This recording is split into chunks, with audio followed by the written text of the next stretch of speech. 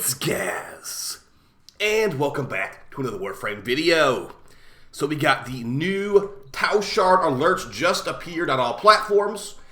We've also got Baro Ki'Teer just showed up a few hours ago, and there's a bonus extra glyph because DE added the Höllvania Central Mall back. So let's get into all this stuff. Before we do, make sure you're subbed to this channel. We do daily Warframe video uploads, build videos, discussion videos, news videos, all that kind of stuff. The right place for Warframe content. And yeah, looks like we got these very easy alerts for these guaranteed shards. So starting off with the alerts right here. So going from today, which is the 15th, until November 29th at 2 p.m. ET, you have these special alerts for guaranteed Tau Shards. Now it is one Tau Shard per mission, but these ain't too hard of missions. We got the first one, a level 20 to 30 Corpus Amalgam Survival, normal path, not steel path.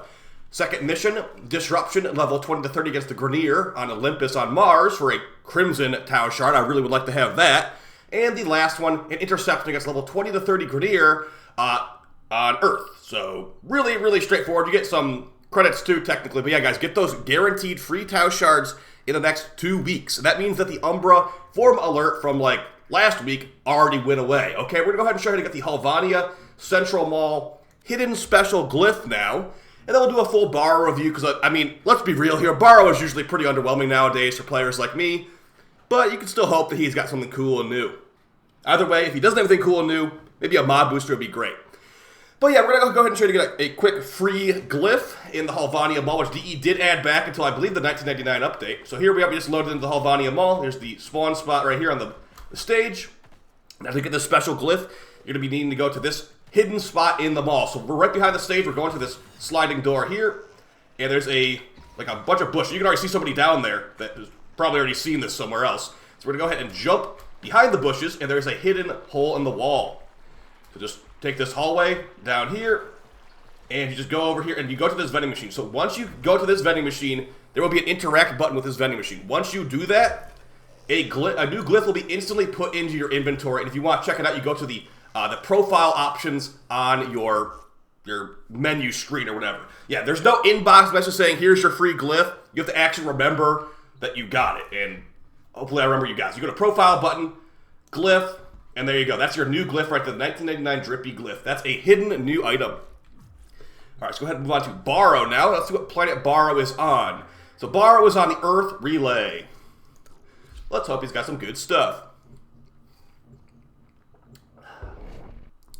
But yeah, guys, it's been a lot of fun with Zaku Prime and the Quasis Prime and the Trumna Prime. All of my build videos for the Quasis Prime and Trumna Prime out very soon. But yeah, long story short, Quasis Prime is pretty good, but I do think that maybe the normal Quasis is better with a Riven, just like before. And for the Trumna, for some reason the Trumna feels a lot stronger in mission than in the Simulacrum. I don't know what's going on there, but yeah, in mission the Trumna feels really strong. When I was testing the sim, it just feels like it's not even doing any damage. So, yeah, if you're testing out Trumna builds for yourself, make sure you bring them into mission before you say, oh, this thing is not good or this thing is bad or whatever. Because, yeah, in mission, it feels like it's doing more damage for some reason. Alright, so what Baro's got. My latest collection of Alright, so we got the login mission arc for Baro nowadays. So we'll probably be getting login music for like the next couple of months as his go-to item, unfortunately. So, no Prime Bane of the Murmur still. I guess we're not getting that one anytime ever. So, but yeah, moving on to the whole bar review. I'm not seeing any boosters here, but let's just still go over what he's got. Alright, so for your mods here, you got Primed Heavy Trauma, Jolt, Primed Target Cracker, and Primed Animal Instinct. For appearance, you have this stuff. Okay. And for weapons, we got 3 weapons this week. We got the Prova Vandal, the Glaxian Vandal, not the Tenant Glaxians. This thing is not chaining AoE. It's got a small AoE in the beam, but it's not chaining. And then you also got the Prisma Oma. Did you have the Prisma Oma here like 2 visits ago? Either way. And then for your final tab, you got Odonata, Volt Prime System, Volt Prime Blueprint Relics, so the Neo 01. And you got like a Captura. So again, the new item is the Empyrean Login music. If you haven't heard that before, you want to play in your Orbiter ship thing. Okay, so a pretty decent Baro, actually. If you don't have some of this stuff, you have a lot to farm this weekend. Thankfully, a lot of people are opening relics right now for Zaku Prime, so you can get tons of ducats, and because you're not going to get the Zaku parts you probably want, honestly. All right, so I'm doing a full review here of what you might want and what you might not want. Prime Heavy Trauma is hardly ever used. I think it's used on like Atlas's fist because Atlas has very high impact in his fist. But man, that's like a multiple-year-old strat. Nowadays, might not even need to use it on Atlas's fist. This is a terrible, terrible mod. And yeah, if we're not talking about Atlas, on every other frame, it's really bad. So if you really like Atlas, maybe get it. If you want to drop like 40k endo on an Atlas mod, sure. But for everyone else in the game, don't bother with this. It's one of the most terrible Prime mods in the game. It's funny that it even exists. Hey, this is only 12 drain though. Jolt. Now this, on the other hand, you should get this. This is the only place you can get the Jolt mod. It's from Baro, and this is a very good mod for corrosive. Status proc builds on pistols. Good for electric proc builds on pistols.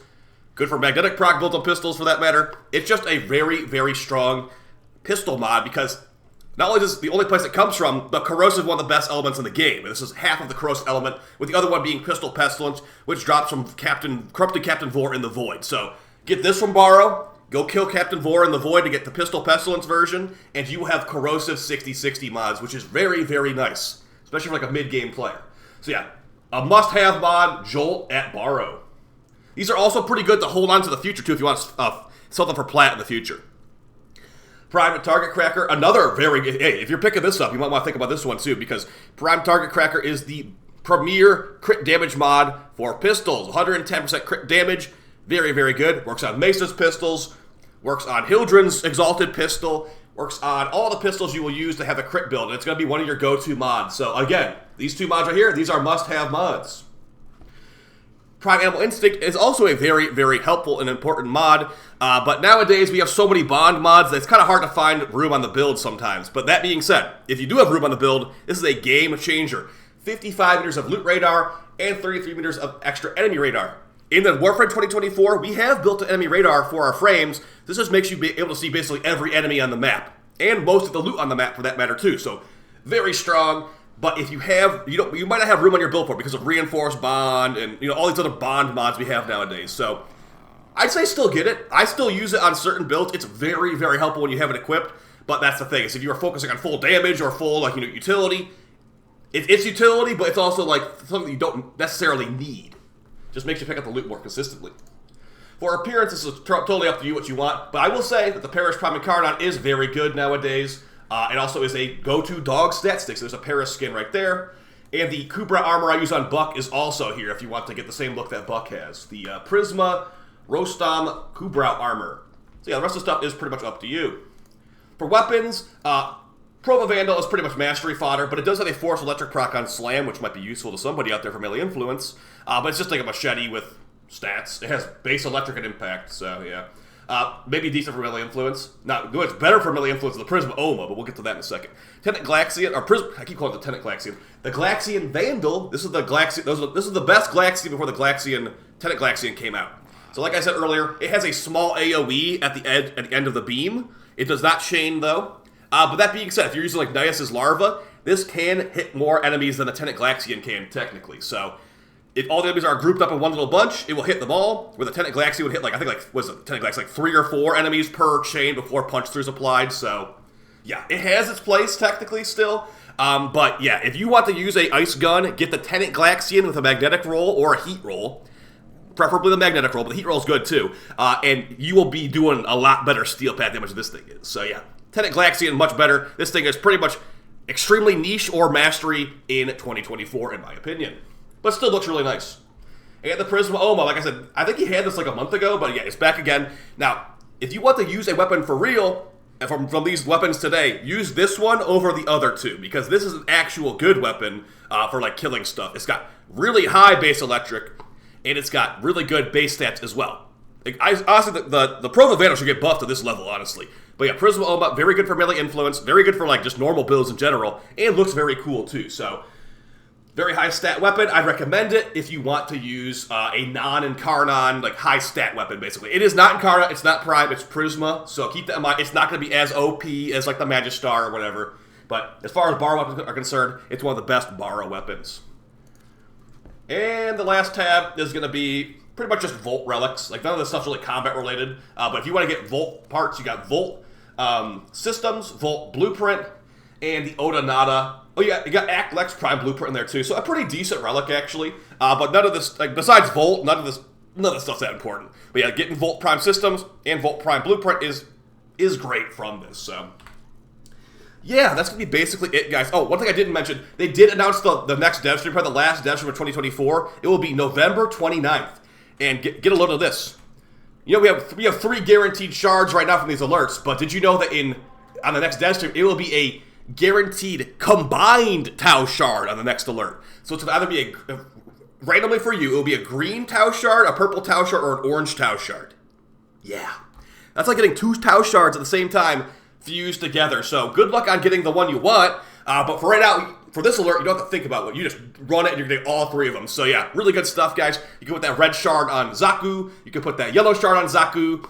Put that blue shard on whoever you feel like. I think I have blue shards on Koumei for shield capacity. But yeah, either way, great to have these. You could also fuse these together too. If you want to make a purple shard, get your red shard and your blue shard, and you can fuse that together for big crit damage on whatever frame you want to play. So, see you guys next time. Have a great time farming Warframe this weekend. I'll probably be live tonight. If not, I'll be live tomorrow. And yeah, it's been really fun farming this stuff out with you guys. Take it easy.